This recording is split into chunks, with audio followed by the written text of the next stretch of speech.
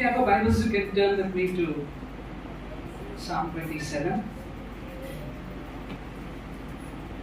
You see, no matter how much the prosperity gospel will try to hide the fact or try to minimize its effects, but the biblical truth remains that life will always be full of ups and downs.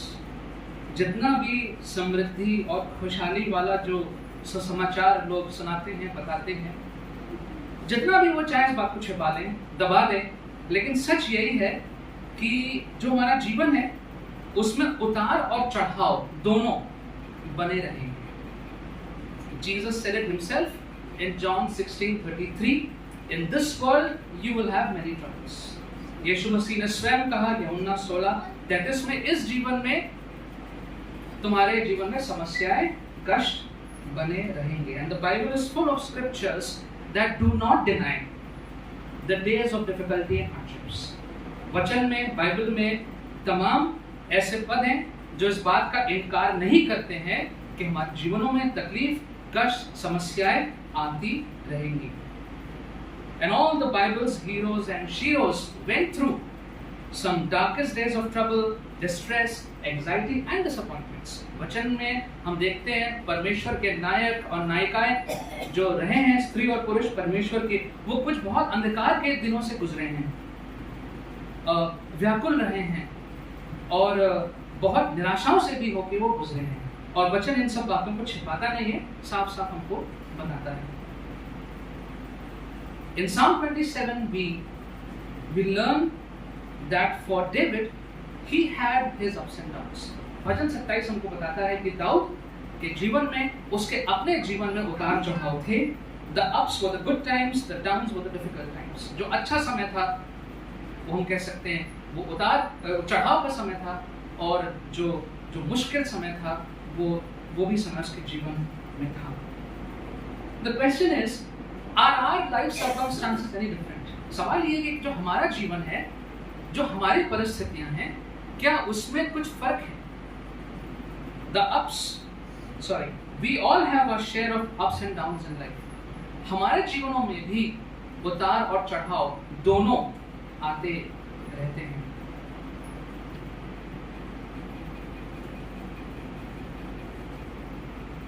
When life is difficult, we must remember the good times. जब कष्ट होता है, हमारा पूरा ध्यान कष्ट पे आ जाता है, समस्या पे आ जाता है, हमें याद रखना चाहिए परमेश्वर ने कैसे हमारे साथ भलाई करी है, क्योंकि भजन में कहता है ना कि उसके किसी उपकार को ना भूलना. तो हम भूल जाते हैं, लेकिन हम याद रखें परमेश्वर के उपकारों को. When we think that God has forgotten us, we must remember the times when He did not forget us. कभी-कभी ऐसा लगता है कि परमेश्वर शायद हमको भूल गए हैं, लेकिन हम याद करें उन समय को जब परमेश्वर ने हमको नहीं भूला, वो हमारे साथ थे. And we must be like David, and what he says in verse 14, that we must wait for the Lord. कि हम परमेश्वर के लिए प्रतीक्षा करें, परमेश्वर का इंतजार करें. His help is on the way.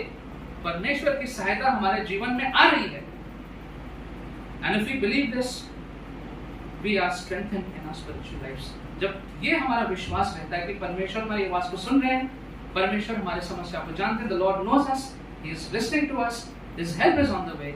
When we believe that, then we are strengthened spiritually. Now, this Psalm 27 has been a source of inspiration and consolation for many believers, but there is a tension that prevails in this psalm.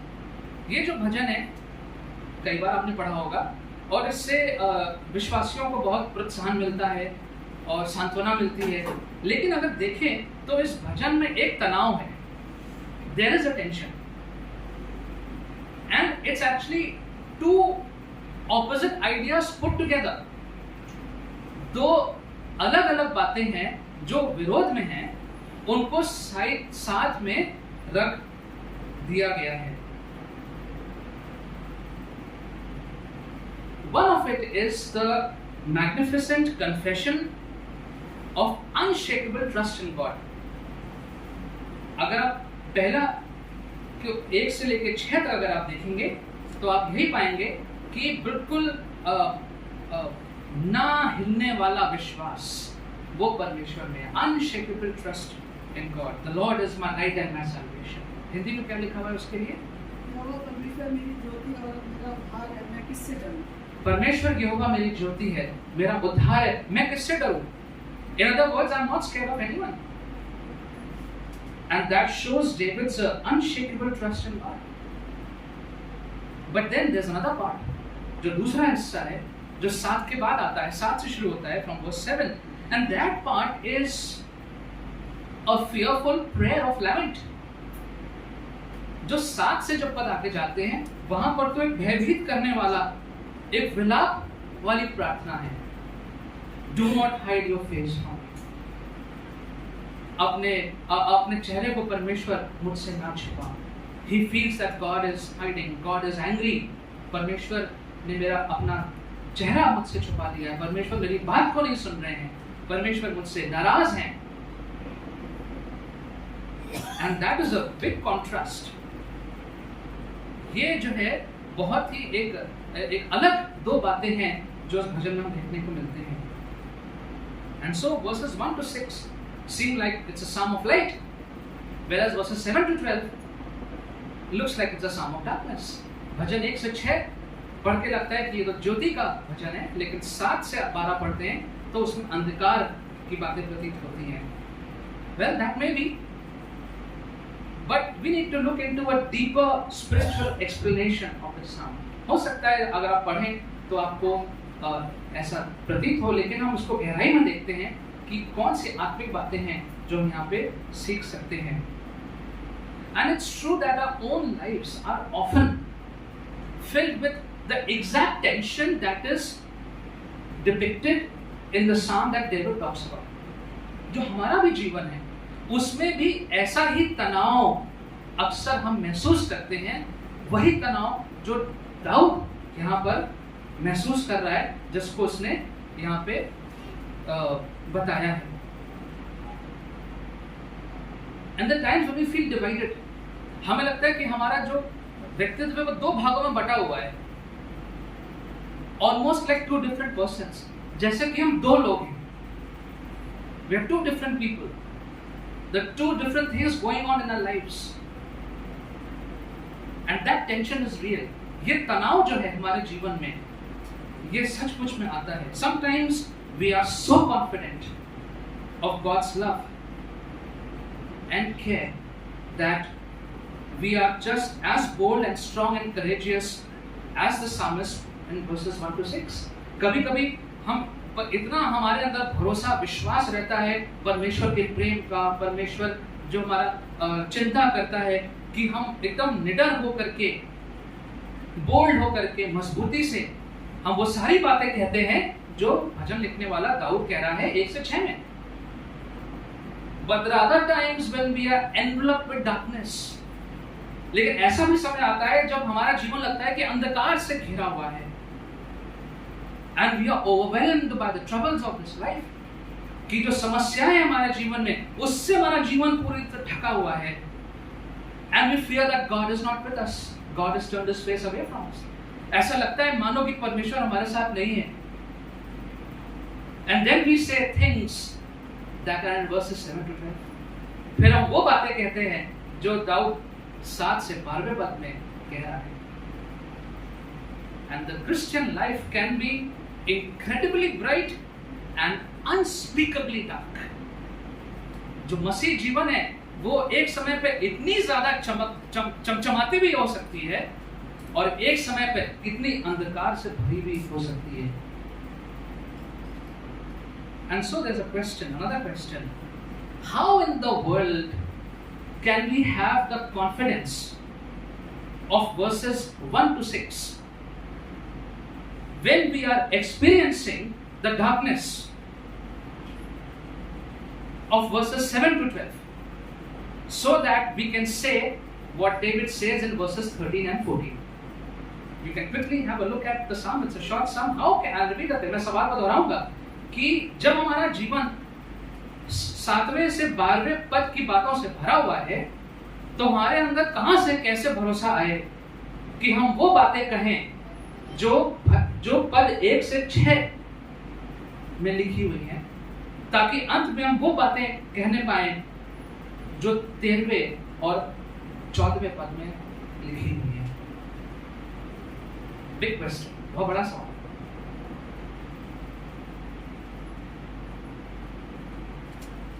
And if we want to dispel the darkness of fear, then let us find out more with David how in his circumstances, how in his tension, he says the Lord is my light and my salvation. अगर हमारा मन भी किसी कारण से भय से भरा हुआ है, या कभी भी अगर भय से भरे, चिंताओं से भरे, तो हम भी दाऊद की तरह कैसे ये बोल सकें कि परमेश्वर मेरी ज्योति है, परमेश्वर मेरा उद्धार है।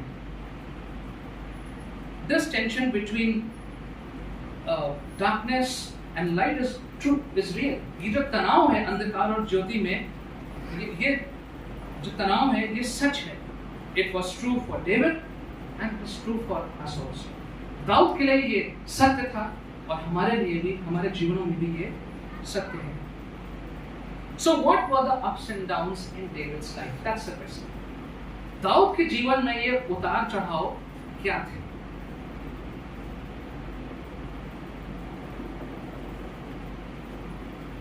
Well, first of all, we don't know for sure when the Psalm 27 was written. हमें पूर्ण रीति से ये नहीं मालूम है कि भजन 27 लिखा कब किया, because depending on what David was going through, he has written at different time periods. अलग-अलग समय पे दाऊद ने अलग-अलग भजनों को लिखा है, तो हमें ये तो नहीं मालूम कि उसने for sure ये भजन किस समय पे लिखा, but we do know that David's life was filled with troubles and blessings. ये हमको मालूम है कि अलग-अलग समय पे दाऊद के जीवन में समस्याएं आती रही, परमेश्वर उसको आशीषित करता रहा. So that we know that his life was filled with troubles and also God's blessings. On one hand, his life was in danger because of Saul. एक तरफ उसका जीवन जो था वो इतने खतरे में था क्योंकि सॉल उसकी जान के पीछे पड़ा हुआ, उसको मारने के लिए ढूंढ रहा था. But on the other hand, God was David's protector. दूसरे हाथ पे परमेश्वर स्वयं दाऊद की जान को बचा के रखा हुआ था. On one hand, David is running away and hiding in jungles for about 10 to 13 years. एक हाथ पे देखें तो 10 से 13 साल तक दाऊद भागता रहा, छुपता रहा, जंगलों में, गुफाओं में छुपता रहा. On the other hand, God was preparing him right through that time, maturing him to become the next king. लेकिन उसी समय में परमेश्वर उसको तैयार कर रहा था, उसको पक्का कर रहा था कि कैसे उसको अगला राजा बनना है. And so the Bible does not hide this reality of life. वचन इस जीवन की सच्चाई को छिपाता नहीं है. That both ups and downs are part of our lives. हमारे जीवनों में ये उतार चढ़ाव दोनों हमारे जीवन के हिस्से हैं. So what are some of the things that can happen when we are going through the dark phase of life? अगर हम जीवन के कुछ अंधकार के समय से गुजर रहे हैं, कष्ट के समय से गुजर रहे हैं, निराशा के समय से गुजर रहे हैं, तो कौन कौन सी बातें हैं जो हो सकती हैं? आइए हम इस भजन में ढूंढें वर्स 7.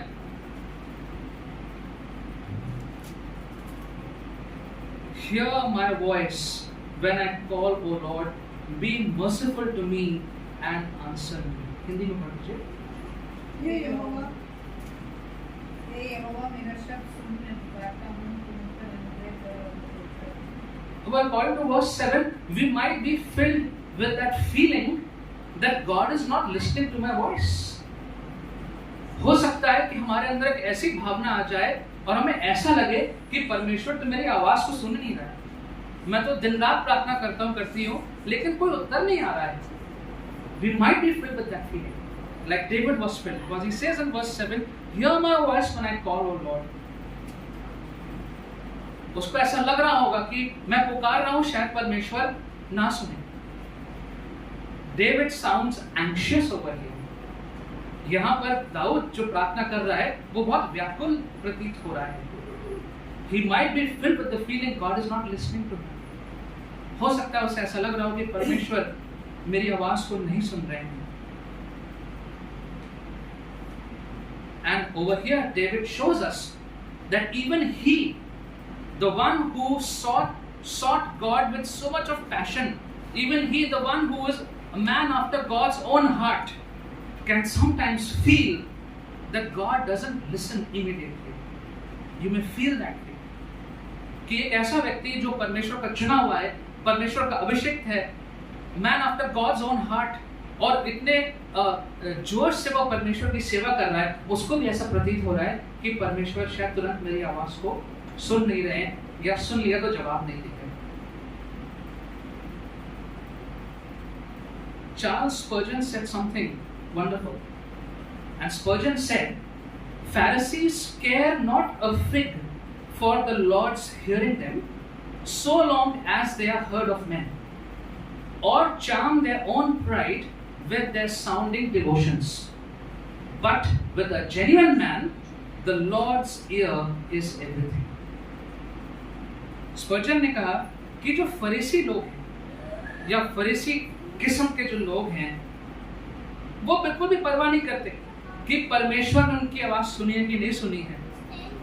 जब तक कि जो मनुष्य है वो उनकी आवाज अगर सुन रहे हैं तो उसी में वो संतुष्ट हैं, और उनके अंदर जो घमंड है जिससे वो अच्छे प्रतीत होते हैं दूसरे लोगों को, उसी से वो खुश हैं.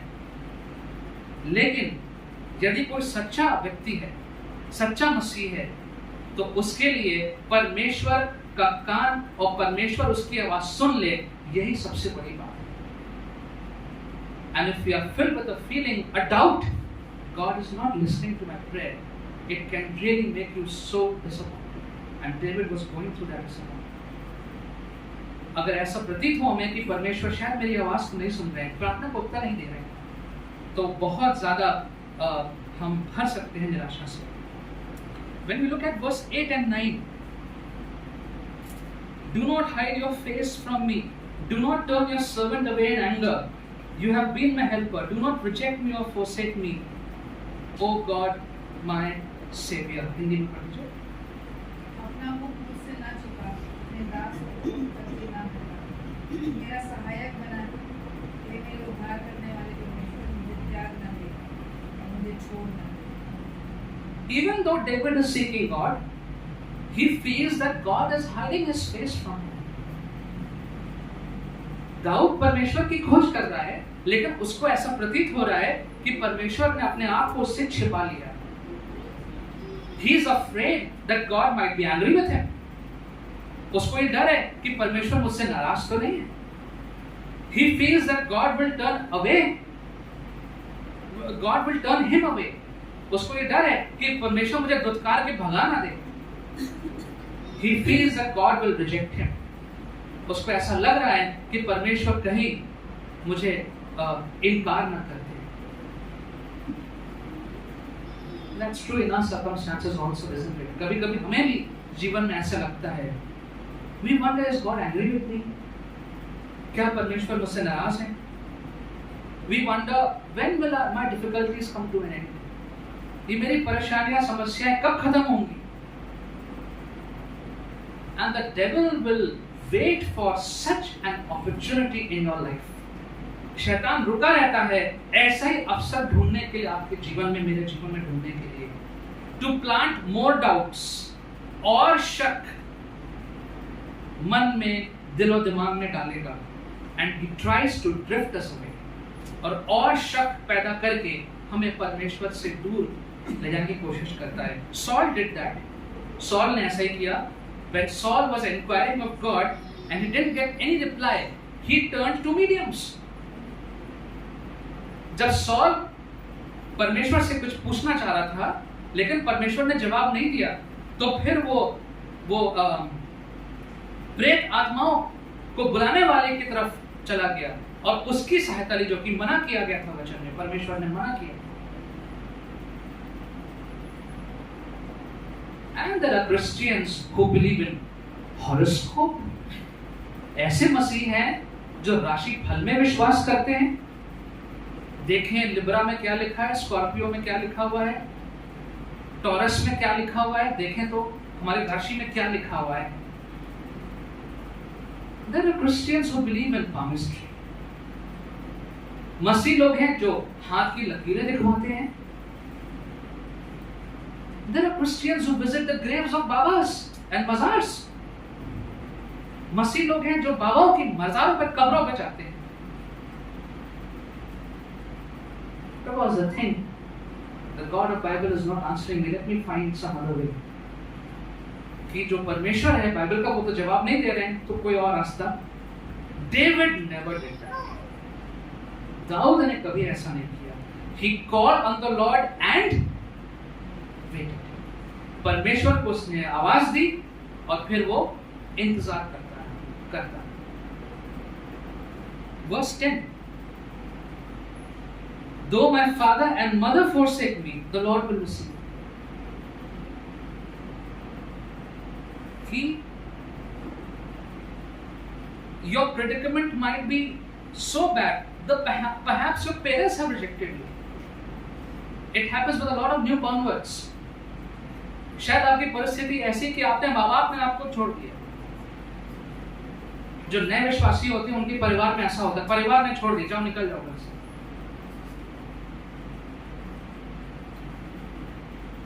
Maybe your family has disowned you. आपके परिवार ने आपसे अपना मुंह मोड़ दिया। Your children have forgotten you. आपके बच्चे आपको सुन नहीं रखते, बच्चों ने आपको छोड़ दिया। Verse 11 and 12. Teach me your ways, O Lord. Lead me in a straight path because of my oppressors. Do not turn me over to the desire of my foes, for false witnesses rise up against me, breathing out violence. Maybe you are being oppressed.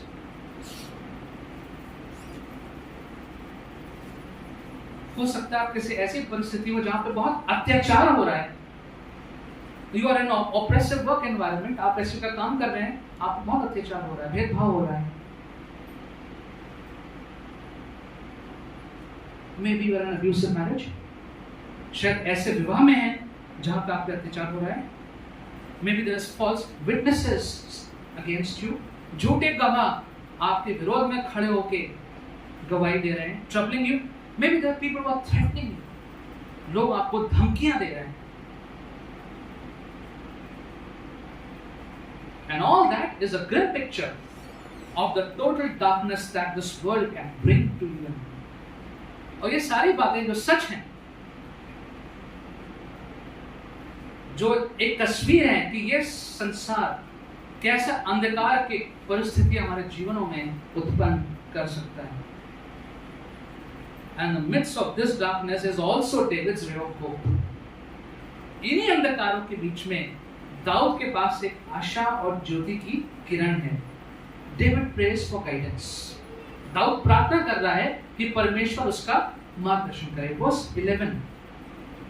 Teach me your ways, O Lord. Hindi में पढ़ लीजिए। हे यहोवा अपने मार्ग में मेरी अगुवाई कर, मुझे सिखा। Teach me your ways. David does not want to live his own way, but the Lord's way. Dawood अपने रास्ते पे नहीं, अपने सोच विचार बुद्धि पे नहीं, अपने ताकत सामर्थ्य पे नहीं, बहुत ताकतवर था वो, लेकिन परमेश्वर के रास्ते की वो खोज कर रहा है। लिखा है उसमें, Lord, you teach me your ways. Lord, you lead me to a straight path.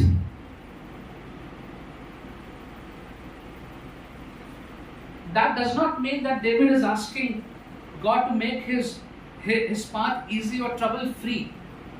इसका ये मतलब नहीं है कि दाऊद ये कह रहा है कि मेरे रास्ते से सारी रुकावटें हटा दीजिए, वो ये नहीं कह रहा है। But he is asking to make his ground strong, to stand firm. वो ये कह रहा है कि मैं जहां खड़ा हूं मैं मजबूती से खड़ा होने पाऊं और सारी मुसीबतों का सामना करने पाऊं। And then look at verse 13. I am still confident of this. I will see the goodness of the Lord in the land of the living. Hindi में पढ़ लीजिए 13. यदि मुझे विश्वास न होगा कि जीतों की पृथ्वी पर यहोवा की भलाई को देखूंगा, मूर्छित हो जाऊंगा। I am confident of this.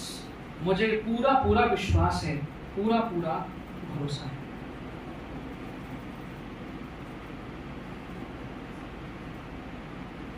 Do we have such a confidence in the Lord? क्या इस प्रकार का भरोसा हमारा परमेश्वर में है?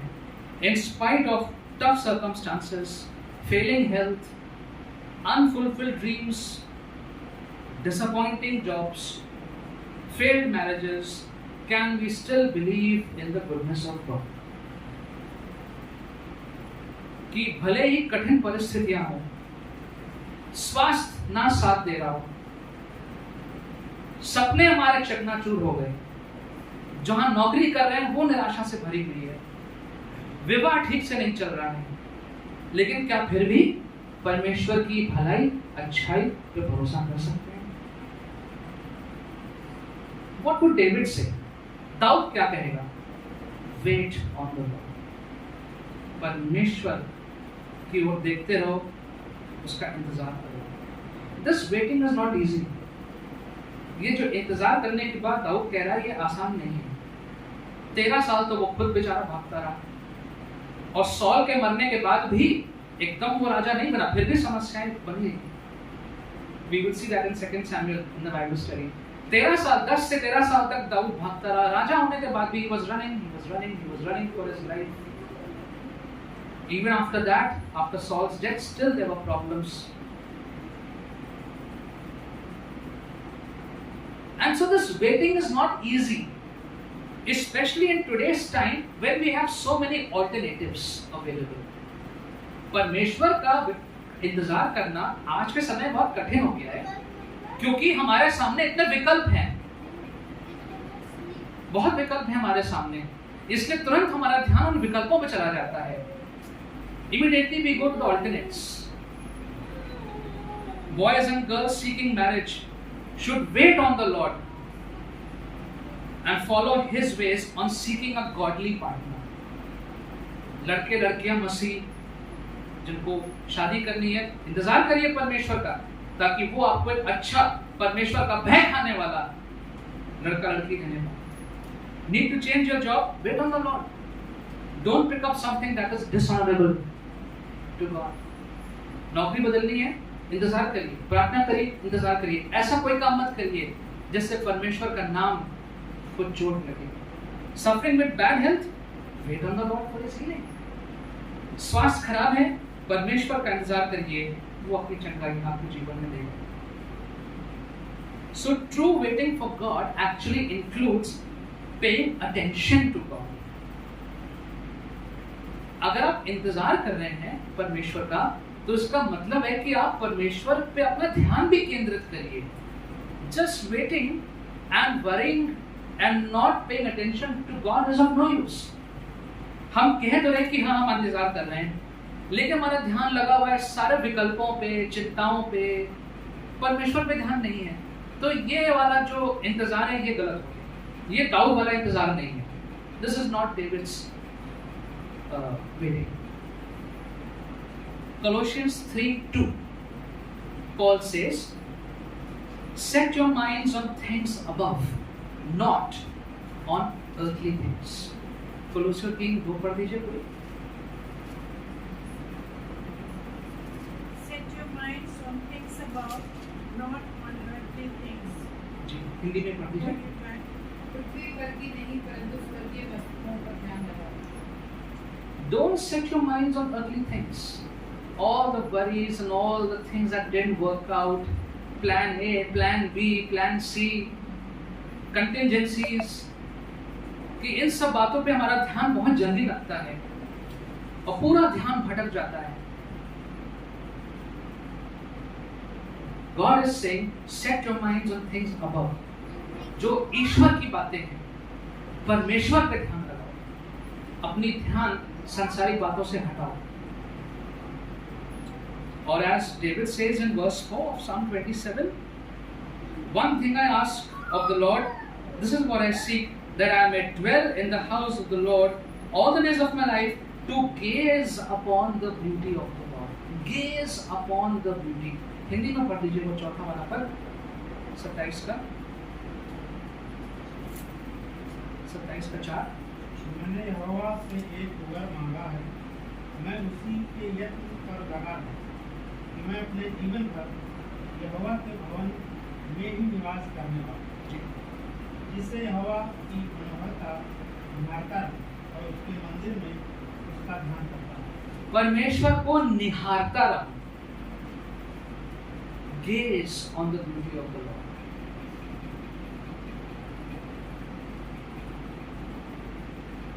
We have to put ourselves in an environment where we are able to gaze on the beauty of the Lord.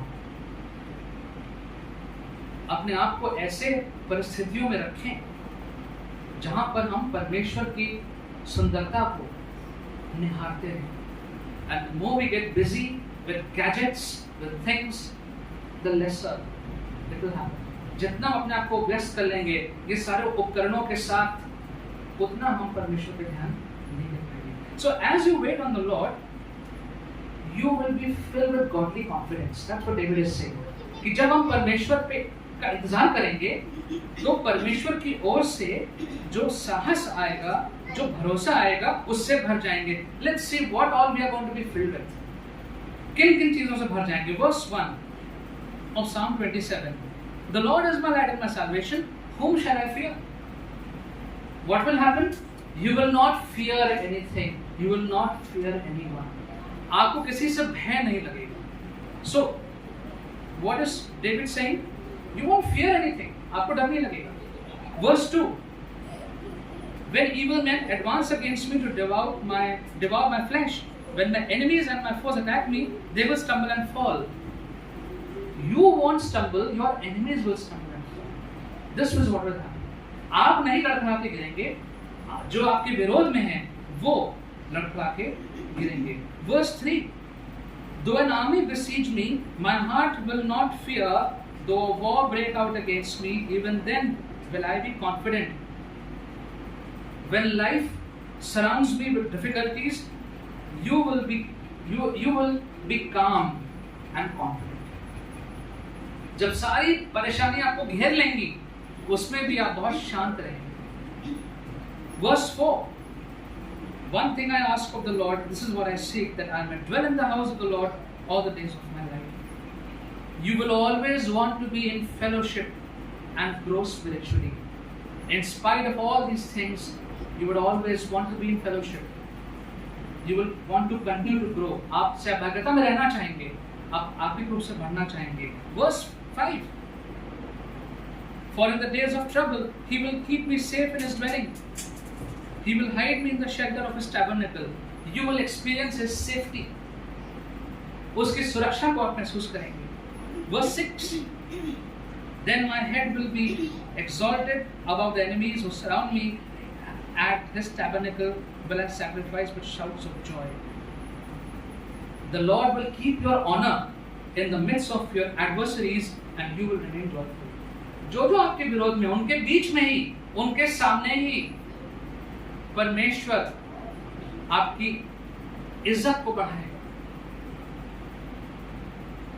Psalm 23, David says, Thou preparest, I'm using King James, sorry, Thou preparest a table in the presence of my enemies. मेरे शत्रुओं के सामने ही वो मेज बिछाएगा मेरे. And so let me conclude with these words that life is going to give you both good and bad times. हमारा जीवन जो है हमेशा अच्छा समय, बुरा समय आते रहेंगे. You will feel both rejection and appreciation. आप बार बार अस्वीकार किए जाएंगे, आपकी प्रशंसा भी होगी, दोनों होंगे. And ups and downs will continue. उतार चढ़ाव, तनाव आपके जीवन में आता रहेगा. But remember to keep your eyes on Jesus. याद रखें, अपनी दृष्टि, अपनी नजर यीशु पे लगा कर रखें. Wait on Him, as David says. Dawood यहाँ पे कहता है, verse 14, wait for the Lord. परमेश्वर का इंतजार करें.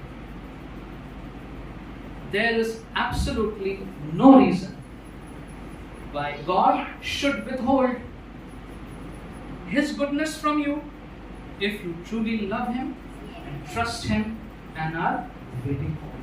कोई भी ऐसा कारण नहीं है, कोई भी ऐसा कारण नहीं होना चाहिए कि क्यों परमेश्वर अपनी अच्छाई भलाई आपसे रोक के रखे।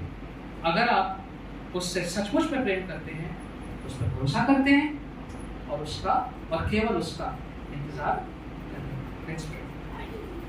Father, we thank you that your word is so refreshing.